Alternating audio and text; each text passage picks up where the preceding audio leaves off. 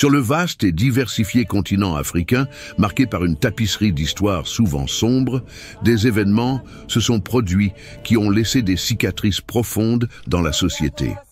Parmi eux, les violents assassinats de dirigeants politiques, des épisodes qui ont ébranlé des nations et résonné à travers le continent. Ces tragédies ont non seulement provoqué une vague d'instabilité, mais ont également reflété les dynamiques complexes du pouvoir, les conflits internes et les ingérences externes qui façonnent la politique africaine. Les présidents à la tête de ces périodes turbulentes ont souvent connu des conséquences fatales, transformant leur mort en de puissants symboles des luttes incessantes pour l'autonomie, l'équité et un avenir pacifique pour la région. Samuel Doe, un sergent et politicien libérien, Samuel Doe est devenu une figure centrale dans l'un des chapitres les plus sombres de l'histoire du Libéria. Né le 6 mai 1951 dans le petit village de Tusson, dans le comté de Grand-Gédé, Doe appartenait au groupe ethnique Krahn. Animé d'une forte ambition, il s'est distingué dans l'armée, gravissant rapidement les échelons. Sa carrière a atteint son apogée en 1980, lorsque, à l'âge de 28 ans, il a dirigé un coup d'État qui a renversé le président William Tolbert, mettant fin à plus d'un siècle de domination de l'élite américano-libérienne. L'accession au pouvoir de Doe a marqué le début d'une ère de régime autoritaire qui a eu de graves conséquences pour le pays. En tant que leader, il a instauré un régime oppressif, réduisant au silence l'opposition et persécutant les minorités ethniques opposées à son gouvernement. Son mandat a été marqué par la corruption, les abus de pouvoir et des représailles violentes envers ceux qui osaient contester son autorité. Bien qu'il ait initialement bénéficié du soutien des États-Unis, le mécontentement populaire et la condamnation internationale de sa dictature ont commencé à croître. En 1989, le Libéria a sombré dans une guerre civile lorsque Charles Taylor, un ancien conseiller de Doe, a lancé une rébellion pour renverser le régime. La guerre fut brutale et Doe, perdant le contrôle d'une grande partie du pays, a vu sa position devenir de plus en plus intenable. En août 1990, Doe a rencontré son destin lorsqu'il a été capturé par des forces rebelles dirigées par Prince Johnson, l'un des commandants les plus cruels du conflit. Sa capture s'est transformée en un épisode terrifiant de l'histoire libérienne. Doe a été emmené à la base de Johnson, où il a été publiquement torturé, des images ayant été filmées et diffusées mondialement, provoquant l'indignation et l'horreur. Pendant les séances de torture, il a été contraint de regarder ses geôliers mutiler son corps, lui coupant une oreille et infligeant d'autres blessures. Malgré ces souffrances extrêmes, Doe a refusé de révéler des informations stratégiques, un acte que certains interprètent comme une démonstration de loyauté envers son peuple. Après des heures de torture, il a succombé à ses blessures, et son corps défiguré a été jeté dans les rues, symbolisant l'effondrement total de son pouvoir et de son influence. Mouammar Kadhafi. Mouammar Kadhafi est l'une des figures les plus controversées et intrigantes du XXe siècle. Né en 1942 dans une tribu bédouine à Sirte, il s'est illustré en 1969 à l'âge de 27 ans, en dirigeant un coup d'État qui renversa la monarchie libyenne et établit un régime inspiré par la troisième théorie universelle. Cette idéologie visait à être une alternative au capitalisme et au communisme. Pendant plus de 4 décennies, Kadhafi a gouverné la Libye d'une main de fer, mettant en place une dictature qui mêlait ses convictions personnelles sur l'islam et le socialisme arabe. Son régime fut marqué par une répression sévère de l'opposition, une censure stricte de la liberté d'expression et de nombreuses interventions internationales qui déclenchèrent des conflits à l'échelle mondiale. Il s'est fait connaître comme un dirigeant prêt à tout pour préserver son pouvoir.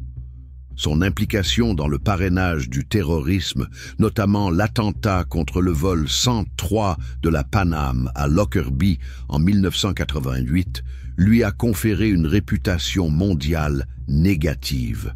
Malgré cela, Kadhafi a réussi à maintenir son régime pendant des décennies jusqu'à ce que le printemps arabe éclate en 2011. Inspirés par les événements en Tunisie et en Égypte, les Libyens se sont soulevés contre son gouvernement. Ce qui avait commencé comme une rébellion s'est rapidement transformé en une guerre civile brutale qui a captivé l'attention du monde entier. L'OTAN a lancé des bombardements contre les forces loyalistes de Kadhafi, affaiblissant considérablement son pouvoir, tandis que les rebelles progressaient. Avec une situation de plus en plus critique, Kadhafi a été contraint de fuir Tripoli. La chute finale de Kadhafi a eu lieu le 20 octobre 2011, lorsque son convoi a été attaqué par les forces de l'OTAN près de sa ville natale. Blessé, il a été rapidement capturé par les rebelles. Au lieu d'être jugé, il a subi une forme brutale de justice aux mains de ses capteurs. Pendant sa détention, il a été frappé et humilié avant de subir une attaque à la baïonnette par un rebelle. Kadhafi a imploré la clémence, mais ses supplications ont été ignorées. Il a été abattu et sa mort filmée a choqué le monde entier. Son corps a été traîné dans les rues de Misrata, exposant la chute de cet homme qui s'était longtemps cru invincible. Finalement, son corps a été placé dans un réfrigérateur d'un magasin local, une scène macabre qui symbolisait la défaite de son régime. Laurent-Désiré Kabila. Laurent-Désiré Kabila était un révolutionnaire et homme politique congolais important qui a joué un rôle crucial dans le renversement de la dictature de Mobutu Sese Seko, gouvernant brièvement la République démocratique du Congo. Né le 27 novembre 1939 dans la région du Katanga, célèbre pour ses riches gisements minéraux, Kabila s'est engagé dès son jeune âge dans les luttes anticoloniales et révolutionnaires, influencé par les idéaux marxistes et le mouvement panafricain. Bien que sa première tentative de révolution ait échoué, il est resté politiquement actif, dirigeant des mouvements de guérilla dans sa région pendant des décennies. Son moment décisif survint dans les années 1990, lorsque le mécontentement envers le régime de Mobutu atteignit son apogée. En 1996, avec le soutien de pays voisins comme le Rwanda et l'Ouganda, Kabila lança une rébellion qui se transforma en la première guerre du Congo, également appelée la Grande Guerre d'Afrique. En 1997, il entra triomphalement dans la capitale, Kinshasa, se proclamant président et renommant le pays du Zaïre en République démocratique du Congo. Cependant, la présidence de Kabila déçut rapidement beaucoup de ses partisans. Son gouvernement fut marqué par l'autoritarisme, le manque de transparence et la répression sévère de l'opposition. Les relations avec le Rwanda et l'Ouganda, auparavant alliés, se détériorèrent rapidement, entraînant le déclenchement de la Deuxième Guerre du Congo. Ce conflit, l'un des plus dévastateurs de l'histoire africaine, impliqua plusieurs pays et factions, causant la mort de millions de personnes, principalement des civils. Thomas Sankara. Thomas Sankara était un leader charismatique et révolutionnaire du Burkina Faso, devenu un symbole de la lutte pour la justice sociale et l'indépendance de l'Afrique face aux influences néocoloniales. Né le 21 décembre 1949 dans la ville de Yo, alors colonie appelée Haute-Volta, qu'il rebaptisera plus tard Burkina Faso, signifiant « le pays des hommes intègres », il fut dès son jeune âge fasciné par les idées révolutionnaires et la justice sociale. Cette passion le conduisit à une carrière militaire où il se fit rapidement une réputation de leader talentueux et dévoué. En 1983, après plusieurs années de tensions politiques et sociales croissantes, Sankara mena un coup d'État qui le porta au pouvoir en tant que président du Burkina Faso. Il lança un ambitieux programme de réforme visant à transformer l'un des pays les plus pauvres d'Afrique en une société autosuffisante et juste. Ces politiques, axées sur l'autosuffisance économique, le féminisme, la lutte contre la corruption et l'élimination des privilèges des élites, lui valurent un large soutien, tant au niveau national qu'international, mais aussi de nombreux ennemis. Sankara devint un symbole du nationalisme africain et de l'anti-impérialisme, critiquant ouvertement les puissances occidentales et leur influence sur la politique du continent. Ces réformes, qui incluaient des programmes massifs de vaccination, d'éducation et de lutte contre la faim, entraînèrent une amélioration significative des conditions de vie au Burkina Faso. Il mit également en place une politique de renaissance culturelle, encourageant l'abandon des influences occidentales et le retour aux traditions africaines. Cependant, ces changements radicaux et son refus d'accepter l'aide internationale dans le cadre de sa quête d'indépendance rencontrèrent une forte résistance, à la fois interne et externe.